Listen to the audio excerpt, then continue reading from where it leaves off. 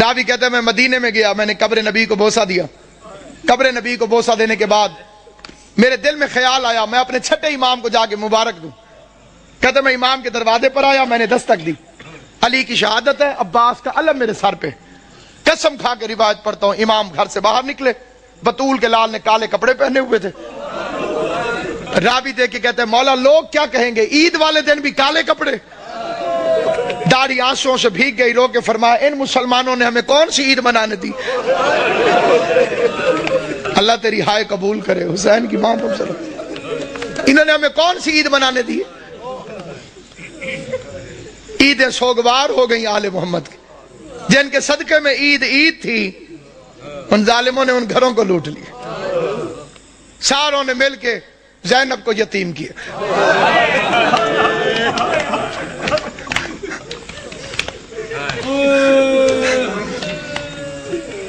شریف امام۔ تو بعد میں پتہ چلا ایک گھر سے رونے کی آواز آئی، حسن حسین اس گھر کے اندر چلے گئے علی کی شہادت کے بعد۔ دیکھا ایک اندھا بیٹھا ہوا ہے، نہ ہاتھ ہے نہ پاؤں۔ حسن پوچھتے ہیں بھوک لگی ہے؟ کہتے لگی ہے لیکن رویا اس لیے نہیں۔ حسین پوچھتے ہیں پیاس لگی ہے؟ کہتے بہت لگی ہے لیکن رویا اس لیے نہیں۔ حسن حسین پوچھتے ہیں پھر رونے کی وجہ؟ کہتے اللہ کرے وہ خیریت سے ہو۔ حسنین پوچھتے ہیں کون؟ کہتے ایک مزدور تھا جو روز کوفے سے میرے لیے کھانا لے کر آتا تھا، مجھے اپنے ہاتھوں سے کھانا کھلا کے چلا جاتا تھا، 19 رمضان سے وہ میرے پاس آیا نہیں۔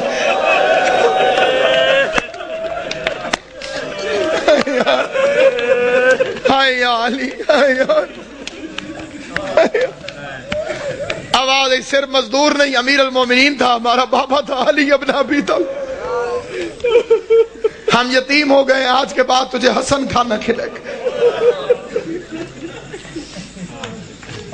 رات کے وقت راشن اٹھا کے لوگوں کے گھروں میں پہنچانے والا امیر، بادشاہ دین و دنیا امیر۔ فخر مجھ پر زکوٰۃ کبھی واجب نہیں ہوئی، علی وہ امام ہے جس پر زکوٰۃ کبھی واجب نہیں۔ مطلب پتہ، زکوٰۃ اس پر واجب ہوتی ہے جو مال کو جمع کر کے رکھے۔ جس نے کبھی اپنے پاس مال جمع کر کے رکھا ہی نہ ہو، خدا کی راہ میں خرچ کر دیتا ہو، اس پر زکوٰۃ کہاں سے واجب؟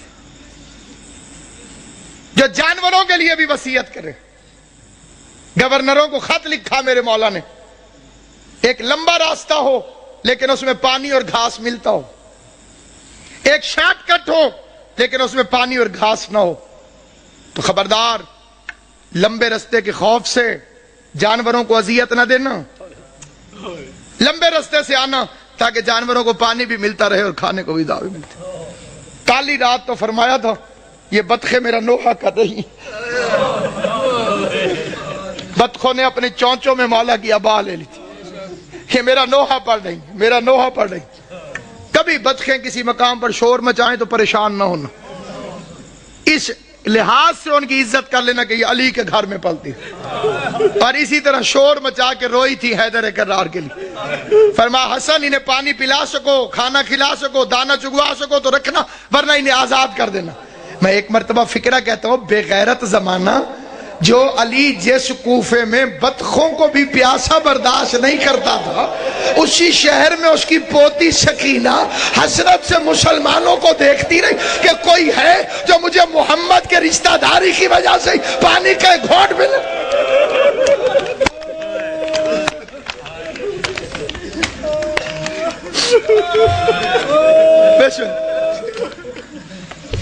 ابھی تو امیر کی بیٹی ہے علی کی بیٹی، امیر کی بیٹی تھی تو اتنے ظلم کیے، پھر اس کوفے میں آئے گی غریب کی بہن بن کر۔ سننا کہتے ہیں جاتی تو علی کی بیٹی کے پاس قرآن پڑھنے ہو، یہ روتی ہوئی واپس کیوں آتی ہو؟ کہنے لگی جب سے یہ آخری رمضان شروع ہوا ہے علی کی بیٹی کے درس کے رنگ عجیب ہو گئے ہیں، پہلے قرآن پڑھاتی ہے، درس دینے کے بعد پردے بند کروا کے علی کی بیٹی سر سے چادر اتار کے اپنے بالوں کو کھول دیتی ہے اور آواز دے کے کہتی ہے کوفے کی عورتوں مجھے اس رنگ میں بھی پہچان لو، کہیں ایسا نہ ہو کل زینب تمہاری مہمان بنے تم کو بی بی ہم نے تو تجھے برقعے میں دیکھا تھا, ہم نے تو تجھے کھلے بالوں سے کبھی دیکھا ہی نہ تھا. ایک رات آئی جس میں امیر المومنین نے پردہ کروا دیا. بڑی غربت کی لمبی داستان ہے. علی جیسا شریف باپ, زینب جیسی باحیا بیٹی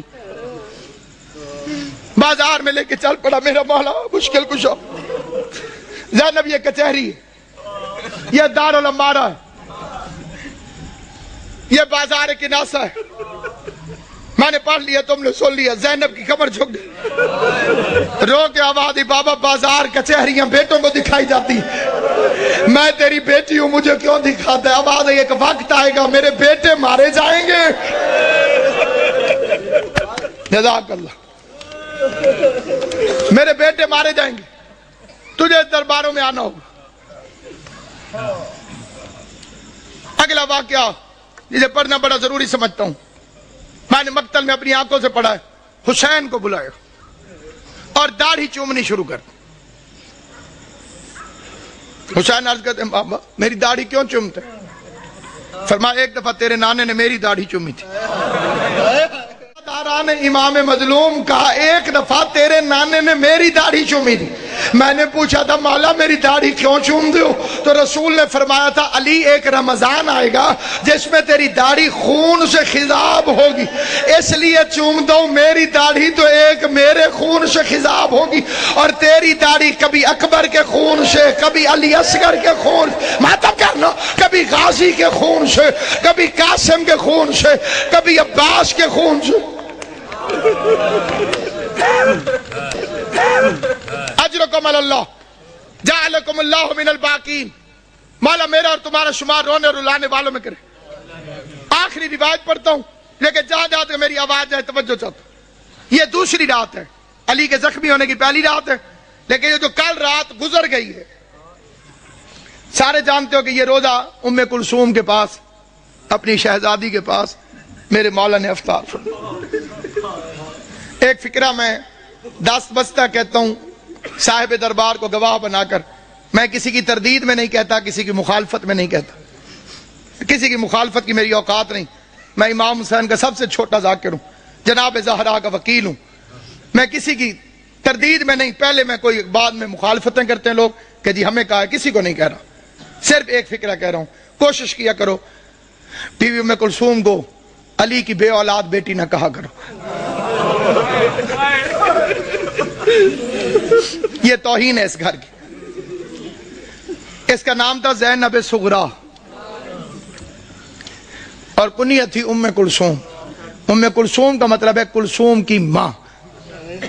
کلثوم کی ماں اگر نام ہو تو وہ بے اولاد نہیں ہوتی. دو چیزیں سامنے رکھی, دودھ اور نمک. علی علیہ السلام نے نمک رکھ لیا, فرمایا دودھ سنبھال کے رکھ, ممکن ہے صبح میرا کوئی مہمان آنے والا.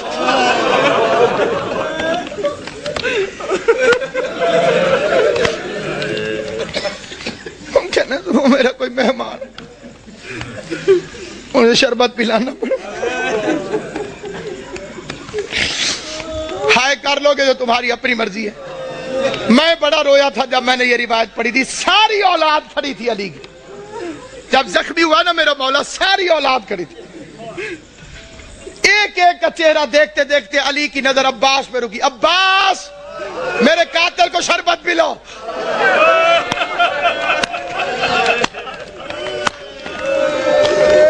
غازی کے امتحانوں کا آغاز ہو گیا, عباس کے امتحانوں کا آغاز ہو گیا. میں کائنات قربان کروں. سوچ سکتے ہو جب غازی گھر گیا ہوگا کہ بہن زینب مجھے شربت بنا کے دے, زینب نے پوچھا ہوگا کس سے پلانا ہے, عباس کی آواز آئی ہوگی بابا کا قاتل پیاسا ہے, بابا نے مجھے حکم دیا ہے. عباس اپنے ہاتھوں سے ہائے کریم, ہائے کریم. کل کی رات کی ایک روایت پڑھتا ہوں جو کل کی رات گزری ہے جب امن تھا علی کی بیٹیوں کے گھر. آج کا دن تو بڑا بے چینی سے گزرا ہے. تم نے افطار کیا ہے, سحری کا انتظار کر رہے ہو. علی کی بیٹیاں بس نمک چکھ لیتی تھی, روزہ ہو جاتا, نہ روزہ چھوڑ سکتی تھی نہ بابا کا غم چھوڑ سکتی. فکرہ پڑھتا ہوں میں فکرہ، لیکن اس فکرے پر کوشش کرنا کہ تمہارے آنسو آ جائیں، آنسو نہ آئے تو ہائے ضرور کرنا۔ بھائی عمران شاہ جی میں نے مقتل میں پڑھا ہے، سارا دن برقعے کے اندر پردے کے پیچھے اپنے گھر میں باپ کو چھپ چھپ کے دیکھتی رہی۔ کوئی تو سمجھے گا میرا فکرہ۔ سارا دن بی بی زینب برقعے کے اندر پردے کے پیچھے، گھر کے اندر برقعے کے اندر پردے کے پیچھے، برقعے کے اندر پردے کے پیچھے۔ کبھی کبھی عباس سے پوچھ لیتی تھی بچ تو جائے گا میرا بابا، بچ تو جائے گا۔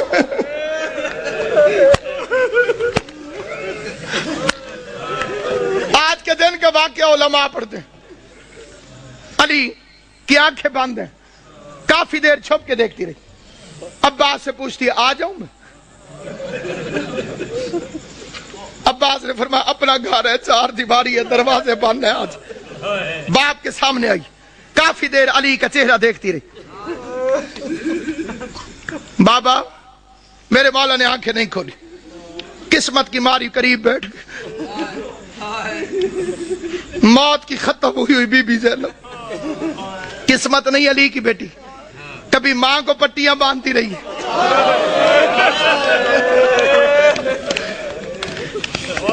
باپ کا زخمی سر میری شہزادی نے اپنی جھولی میں رکھو۔ چہرے کو دیکھ کے ایک فکرہ کا دیکھ کے کہتی ہے بابا ساری زندگی تیری خواہش تھی میں تیرے سامنے آ کے باتیں کروں، بابا میں شرم کے مارے سامنے آ نہیں سکی، بابا پردیس میں مجھے جدائی نظر آ رہی ہے، آنکھیں کھول، میری خواہش ہے مجھ سے کچھ باتیں کر۔ بابا آج میرا دل کرتا ہے آنکھیں کھول، آنکھیں کھول۔ علی نے آنکھیں کھول کے جو فکرہ کہا ہے وہ فکرہ سنو گے، آنکھیں کھول کے کہو میری لائق بچی میری ایک آخری خواہش ہے پوری کرے گی۔ آواز دارین کا والی بابا تو حکم کر، زینب کی جان واری تجھ پر۔ آواز زینب ایک دفعہ مجھے صرف چل کے دکھا دے، تو چلتی کیسے؟ ادھر بی بی زینب نے چلنا شروع کیا۔ آواز حسن حسین بہن کا ہاتھ پکڑو، حسن حسین بہن کا ہاتھ پکڑو، چیخے مار مار کے میرا مولا حیدر کرار رویا۔ علی کے قریب آ کے حسن کہتے بابا چیخے مار کے کیوں روتے ہو؟ آواز روتا اس لیے ہوں جو علی جیسے باپ کے سامنے اپنے گھر کے اندر نہیں چل سکتی۔ 9 لاکھ شرابیوں کے مجمع میں شام کا بازار ہوگا، زینب عالیہ ہاتھوں میں ہتھکڑیاں، بال کھلے ہوئے، اور کائنات ختم کیوں نہ ہو گئی؟ بے غیرت شراب پی رہے تھے، ڈھول بجانے والے ڈھول بجا رہے تھے، آواز آتی تھی تماشا دیکھو حیدر کرار کی بیٹیاں۔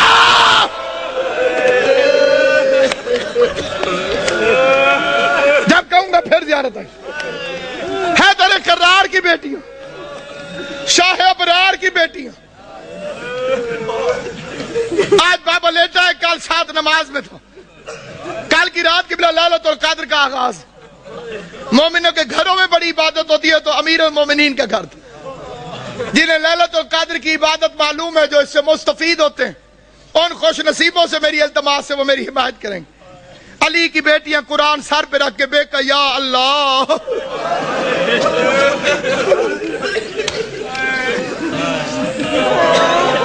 ہائے علی، ہائے علی، بے کہ یا اللہ، بے کہ یا اللہ، کہ یا اللہ۔ یہ کس رات کی بات کر رہا ہوں؟ دوسری رات، یہ جڑی کل قبلہ جی گزر گئی ہے، جناب امام زمان تو بستہ رکھیں صحت، یہ جو گزر گئی ہے رات، یہ صبح علی کو ضربت لگی، عبادت ہو رہی لیلۃ القدر کی پہلی رات۔ اچانک علی کے دروازے پہ گھوڑوں کی ٹاپوں اور اسلحے کی جھنکار کی آواز آئی۔ گھوڑا چلے تو ٹاپوں کی آواز آتی ہے، تلوار نکلے تو آواز ہوتی ہے۔ آواز سننے کے بعد عباس نے مسلح چھوڑا، بجلی کی رفتار سے غازی دروازے تک پہنچا تھا، علی کی آواز عباس ٹھہر جاؤ۔ میں نے یہ 2 سال پہلے فکرہ پڑھا تھا لاہور میں، ایک سید نے ایک لفظ کہا تھا، وہ یہیں لکھا گیا، وہ بیچ میں سے کھڑا ہو گیا، اس نے کہا علامہ صاحب علی بھی عباس کو روکتا رہا۔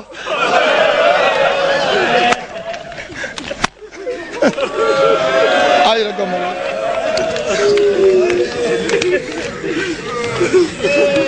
علی بھی عباس کو روک دو، غازی کو روک کر میرا مولا باہر نکلا۔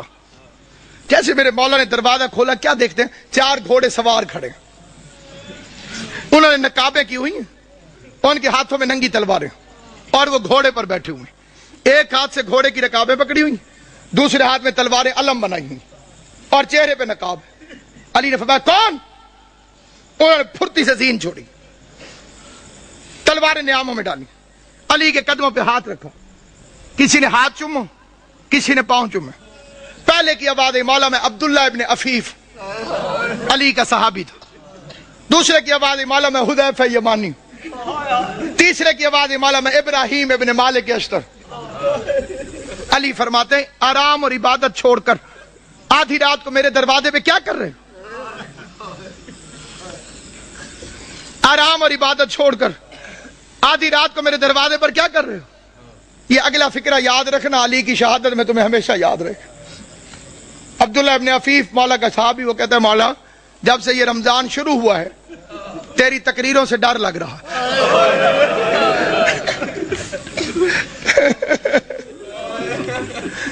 मौला हमने पूछा खिजाब क्यों छोड़ दिया? आपने फरमाया आप ये दाढ़ी खून से खिजाब हो। मौला आपने मिंबर से पूछा आज रमजान की क्या तारीख है? हमने कहा मौला 18 हो गई। आपने फरमाया ज्यादा दिन गुजर गए, थोड़े रह गए। मौला इमाम हसन को वसीयत क्यों लिखवाई? मौला हमने तहैया किया है कि इमाम जमाना की जान को खतरा हो, हम पे आराम हराम है। मौला तू घर में रहे, हम पहरा देंगे। मौला तू मस्जिद में रहे, हम पहरा देंगे। किसकी मजाल हमारे जैसे नौकरों के होते हुए कोई हमारे मौला तक पहुंचे। अली ने चारों को प्यार करके कहा अल्लाह तुम्हें जज़ाए खैर दे, तुम अपने इमाम से गाफिल नहीं हो, तुमने अपने इमाम से प्यार किया, लेकिन मेरा हुक्म यह है कि घरों में चले जाओ और मुझे खुदा पे छोड़ो। जब हुक्म का लफ्ज आया तो हुज़ैफा कहते हैं हमारा बदन कांपने लगा। हम समझ गए कि अब रुकना हराम है क्योंकि अली ने हुक्म दिया है। हुज़ैफा कहते हैं हम ना चाहते हुए रोते रोते पीछे हटने लगे, अली के चेहरे को देखते रहे। वो कहते मैं अली को देखता था, रोता था। अली का हाथ कहते कयामत तक मुझे नहीं भूलेगा जब अली ने खुदा हाफिज कहने के लिए, अलविदा कहने के लिए अपना हाथ उठाया, हमें खुदा हाफिज कहा। हुज़ैफा कहता है मैं अपने घर में आया, मैंने अपनी तलवार को जमीन पे फेंका, मैं जमीन पर बैठकर पछाड़े खा के रोने लगा। मेरे रोने की आवाज सुनकर मेरी बीवी करीब आई, करीब आके कहती है हुज़ैफा होश कर, तू अली का सिपाही है, क्या अली के सिपाही भी रोते हुए अच्छे लगते? कहते बीवी रोऊं ना तो क्या करूं, जमाना दुश्मन है, अली ने वसीयत लिखवा दी है, मैं पहरा देने गया था, अली ने खिदमत कबूल नहीं की, अली ने नौकरी कबूल नहीं की, अली ने हुक्म दिया घरों को चले जाओ। हुज़ैफा कहता है रोते रोते मेरी आंख लग गई, मैं थोड़ी देर सोया था कि मेरी बीवी ने मेरे कंधे पे हाथ रखा, झंझोड़ के कहती हुज़ैफा जाग, सुन ये शोर कैसा।